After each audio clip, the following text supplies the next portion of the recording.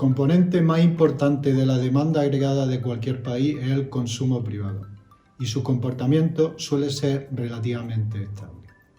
No obstante, al representar normalmente más de la mitad del Producto Interior Bruto, sus fluctuaciones inciden considerablemente sobre el crecimiento económico a corto plazo de cualquier territorio.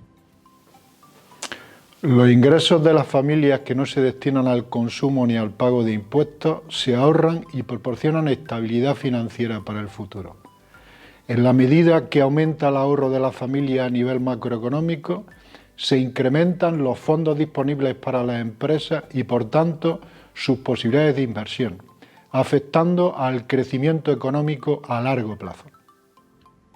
Su análisis requiere abordar múltiples variables que de forma progresiva, a partir de la teoría general de la ocupación, el interés y el dinero de John Maynard Keynes, 1936, se han ido incorporando a los modelos económicos. Keynes destina el libro tercero y el capítulo 8, 9 y 10 a todo lo que es el consumo, el ahorro y su famoso multiplicador. De los 6 factores objetivos que según Keynes determinan la propensión a consumir, cabe destacar que al subir los ingresos netos aumentará normalmente el consumo. Los cambios imprevistos en el valor de los bienes de capital ocasionarán modificaciones a corto plazo de la propensión a consumir. Las modificaciones sustanciales en las tasas de interés es probable que tiendan a modificar los hábitos sociales sobre el consumo.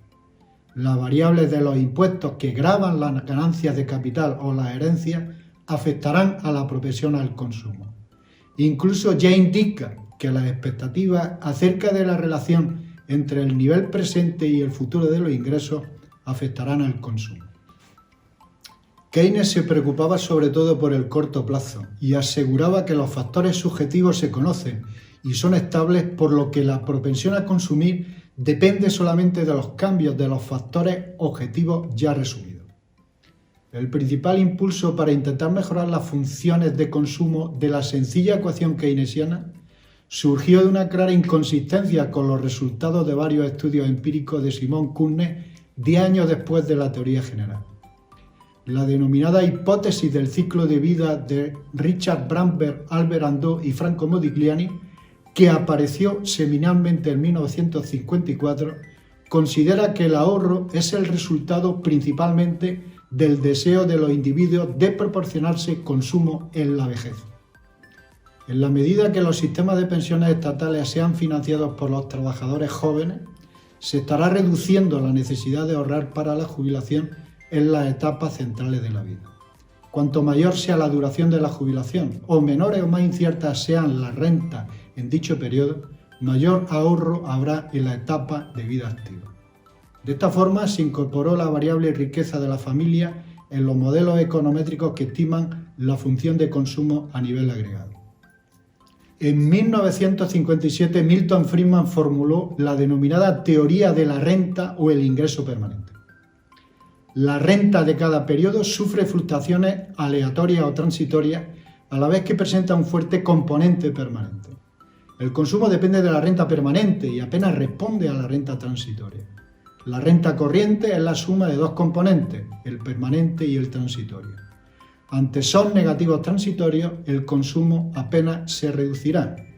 Ante son negativos permanentes, el consumo disminuirá de forma proporcional a la variación de la renta permanente. Ante son negativos anticipados, la renta permanente se reducirá, a pesar del comportamiento de la renta corriente.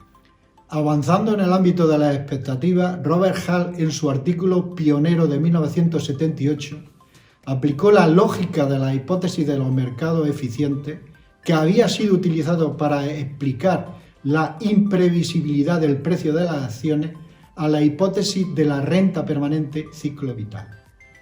A partir de muchas hipótesis, considerando que mirar al futuro significa trasladarnos a un contexto de incertidumbre, llega a formular que el consumo agregado se desenvuelve como un paseo aleatorio, es decir, es totalmente imprevisible. Las críticas a la formulación de Hall han llegado tanto por el lado de los supuestos de partida como por su contratación empírica. Los estudios de las 2 últimas décadas del pasado siglo muestran que la renta corriente tiene una mayor influencia sobre el consumo de lo que la hipótesis de la renta permanente predice.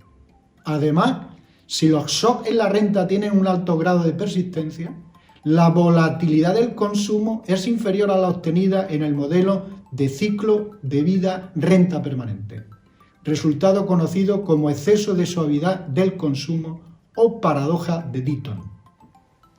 El ahorro por el motivo precaución es uno de los elementos que más atención están recibiendo recientemente en la teoría del comportamiento del consumidor. No cabe duda de que el consumo a nivel macroeconómico es un tema complejo y todavía abierto, en el que la fundamentación microeconómica de la macroeconomía y la contrastación empírica de las teorías ha tenido siempre un papel central. Actualmente las investigaciones sobre el consumo han encontrado en los datos de panel y en la microeconometría un espacio natural para desarrollar modelos de maximización intertemporal de la función de utilidad esperada del consumidor.